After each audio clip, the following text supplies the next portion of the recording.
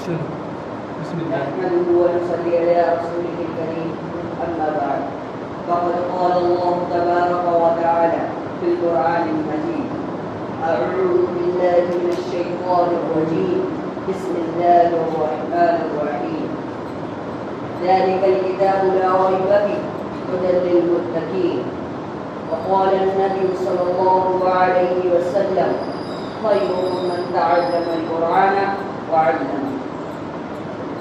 اللہ تعالیٰ کا بہت بڑا فضل و کرم ہوا کہ اس نے ہمیں اس مسجد میں جمع ہونے کی توفیق عطا فرمائی.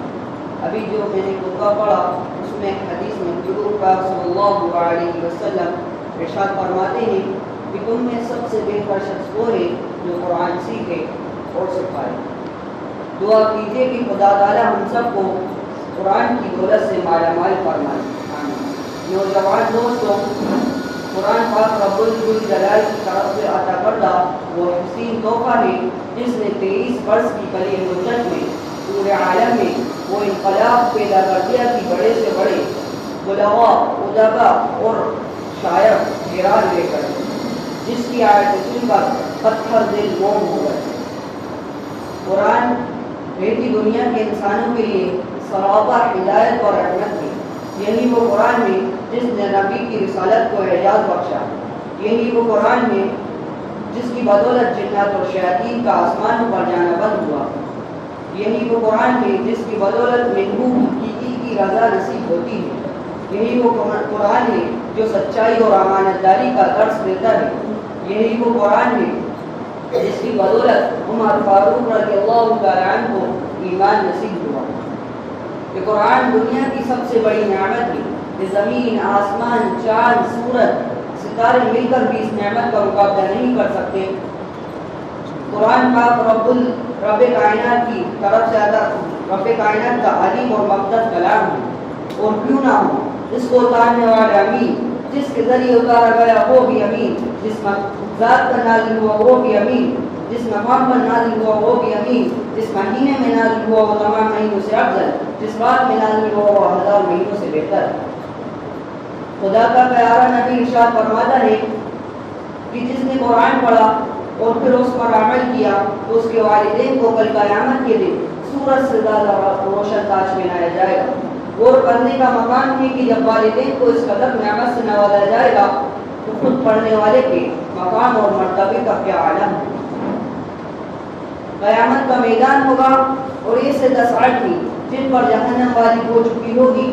ایک حافظ قرآن اپنے رب کی بارگاہ میں سفارش کرے گا اور رب کائنات اس کی سفارش کو قبول کرے گا اور اس حافظ قرآن کی برکت سے ان 10 لوگوں کو نجات عطا ہوگی. ایک واقعہ ہے کہ ایک بہت گنہگار شخص تھا. جب وہ مرا تو فرشتوں کو حکم ہوا کہ اس کو جہنم کی طرف لے جاؤ.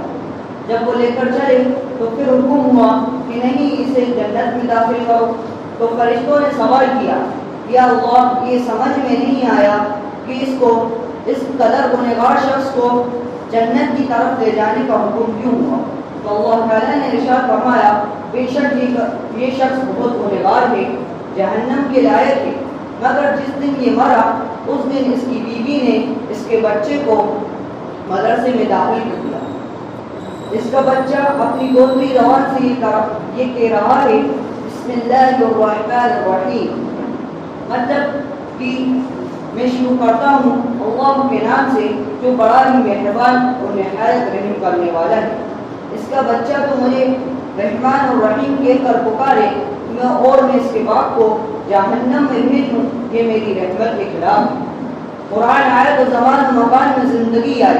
قرآن آئے تو عدل اور انصاف کا پیغام آیا. قرآن آئے تو مذہب اسلام پھیلا. قرآن آئے تو مردہ قوم زندہ ہوئی. قرآن آئے تو کیسر اور کسرا کا عروج خاک میں ملا. قرآن آئے تو باطل کے لہراتے ڈنڈے ٹوٹ پڑے. قرآن آئے تو کفر و شرک دم توڑ گیا.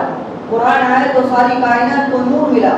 قرآن آئے تو توحید ملی، ایمان ملا. حضور پاک صلی اللہ علیہ وسلم ارشاد فرماتے ہیں کہ میں تمہارے درمیان 2 چیزیں چھوڑ کر جا رہا ہوں، ایک اللہ کی کتاب اور دوسری میرے سنت و طریقے. اگر تم ان دونوں کو مضبوطی کے ساتھ تھامے رکھو تو دنیا کی کوئی بھی چیز تمہیں گمراہی کے راستے پر نہیں لے جا سکتی، مگر بڑے افسوس کے ساتھ کہنا پڑتا ہے کہ آج امت ہر اعتبار سے قرآن کریم سے دور ہو چکی ہے۔ قرآن کو چھوڑنے کی سب سے خوفناک سزا جو ہے وہ یہ ہے کہ قرآن کو چھوڑنے سے انسان فاطمہ بن خیر سے محروم ہو جاتا ہے۔ اس کے بعد بڑا ہی دردناک واقعہ ہے کہ ایک بزرگ فرماتے ہیں ہمارے ایک پڑوسی تھے جو گانا سننے کے عادی تھے، ان کے گھر میں ہمیشہ گانے کی آواز آتی رہتی تھی۔ مجھے معلوم ہوا کہ ان کے یہاں سکرات کا عالم چل رہا ہے، یعنی موت کا وقت۔ جب میں وہاں پہنچا تو اس وقت بھی ان کے گھر میں سے گانے کی آواز آ رہی تھی۔ میں نے کہا بھائی قرآن کی کیسٹ لگا دو، کم سے کم ان کو کلمے کی تلقین کرو۔ میرے کہنے پر قرآن کی کیسٹ لگائی گئی۔ اس کے بعد باوجود ان کے اوپر سکرات کا عالم تھا، اس کے باوجود ان نے آنکھ کھولی اور آنکھ کھول کر کہنے لگے کہ مجھے اس سے دہشت ہو رہی ہے، گانا لگاؤ۔ گانا لگایا گیا اور وہ گانا سنتے سنتے اس دنیا سے رخصت ہو۔ قرآن کو چھوڑنے کا یہ وبال میوزک کی طرف آج ہماری نسلیں تیزی کے ساتھ چلی آ رہی ہیں اور یہ نہیں سمجھ رہی ہیں کہ اپنی دنیا اور آخرت دونوں برباد کرتی ہوئی چلی آ رہی ہیں۔ اور آج کا مسلمان قرآن کی تلاوت کرنے کی بجائے میوزک اور گانے میں اپنی زندگی بسر کر رہا ہے، جبکہ حدیث پاک میں حضور پاک صلی اللہ علیہ وسلم ارشاد فرماتے ہیں الغناء تنبت النفاق فی القلب، گانا سننے سے اور میوزک سننے سے دل میں نفاق پیدا ہوتا ہے۔ نفاق کسے کہتے ہیں؟ آدمی زبان سے اللہ کو مانے، اسلام کو مانے اور دل سے اللہ اور اسلام کو نہ مانے۔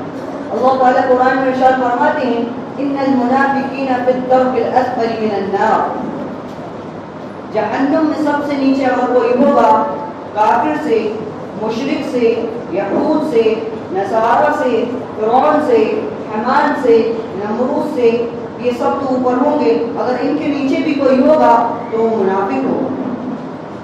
ہمارے اور آپ کے آقا ارشاد فرماتے ہیں گانا اور میوزک سننے سے دل میں نفاق پیدا ہوتا ہے اور بندہ ایمان سے محروم ہو جاتا ہے۔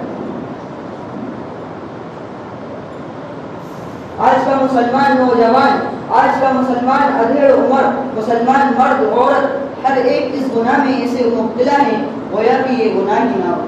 خدا نہ خواستہ آج ہم نے اپنے بچوں کو دو پیسوں کی لالچ میں دین سے دور رکھا اور ہماری نظر اخروی نعمتوں کی وجہ دنیاوی ڈگریوں پر رہی، تو یاد رکھیے خدا کے یہاں جواب دینا ہوگا۔ اسی بات پر میں اپنی تقریر ختم کرتا ہوں۔ دعا کیجیے کہ خدا تعالیٰ تمام مسلمانوں کو قرآن سیکھنے، سکھانے اور اس پر عمل کرنے کی توفیق عطا فرمائے۔